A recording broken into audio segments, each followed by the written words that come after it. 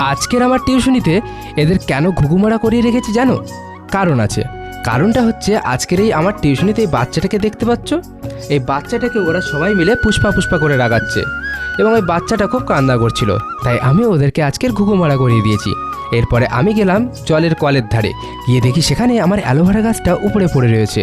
তাই আমি গাছটাকে লাগানোর চেষ্টা করছিলাম, কিন্তু পরে লাগাবো, আগে জলটাকে তুলে দিয়ে আসি বলে জলটা তুলে দিতে গেলাম। এই দেখতে পাচ্ছ আমাদের মাটির মেঠেটা, এই মেঠেটা প্রায় 150 বছর পুরনো, আমার ঠাম্মা ঠাকুরদার সময়ের।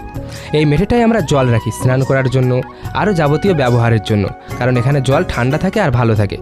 হাঁড়িতে করে জল দিচ্ছি কারণ আজকের যে পাইপটা লাগানো ছিল দেখতে পাচ্ছ, পাইপে কোনো জল আসছে না।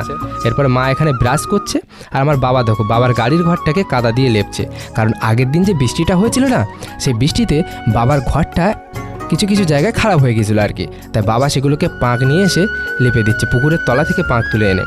এরপরে বাবা